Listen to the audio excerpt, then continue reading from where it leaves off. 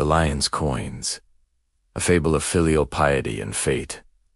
A son carried his aging mother up a deep mountain trail. Suddenly, without a word, he pushed her down a ravine, turned his back, and left without a single glance. The old woman tumbled down the slope, thankfully caught by a thick bush, the height of a person, saving her life. For 3 years, she lay in the tangled brush, her shoulder torn by thorns, tears mixing with the dirt. In her heart, she understood.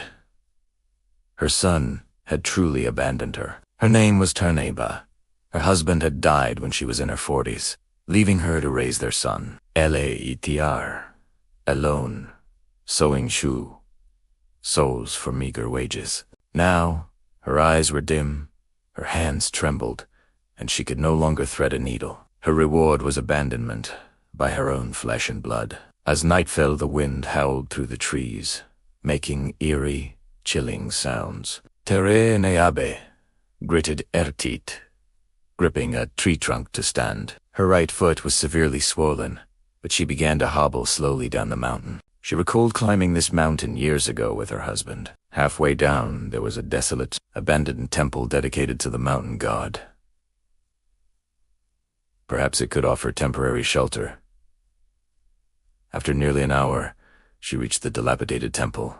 The wooden door hung crookedly, and the paper windows were long shredded, allowing the wind to shake the cobwebs inside. She shuffled in. By the moonlight, she saw the dust-covered statue of the mountain god, and before it a life-size stone lion, its claws still clinging to green moss. She knelt, clasping her hands. "Oh, sacred mountain god," she prayed, "please protect my son. Though he erred, he is the flesh and blood I gave birth to."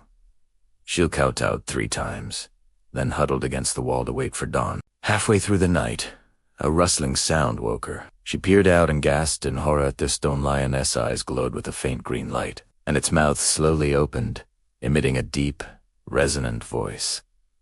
"Stone lion, old woman, why are you here?" Tere Ene Abe trembled quickly, kneeling and bowing her head. "Abba, great lion, you have met. I was abandoned here by my unfilial son." The light in the lion's eyes intensified. "Stone lion, I've guarded this temple for nearly 100 years. I've met many people, but rarely one abandoned by their own son. Your arrival here is fate. I know a way to help you survive."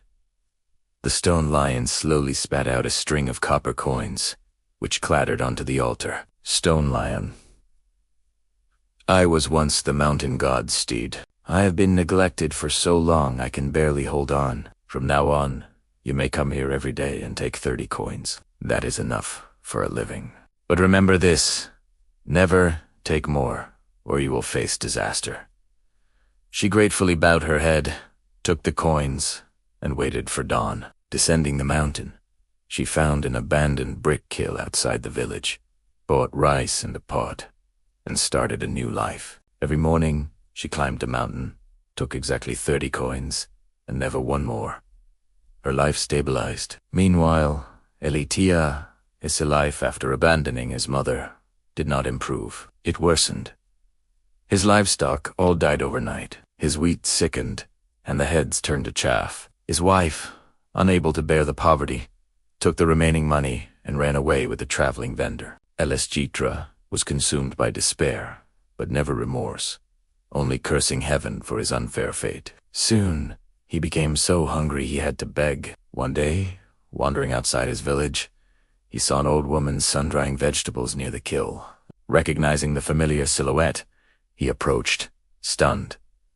It was his mother. "Subscribe to my channel." The son found his mother, but can he find redemption? The final chapter of this fable is shocking. If this tale of fate, integrity, and divine justice captivated you, hit the subscribe button right now. We share fascinating fables, moral lessons, and thought-provoking stories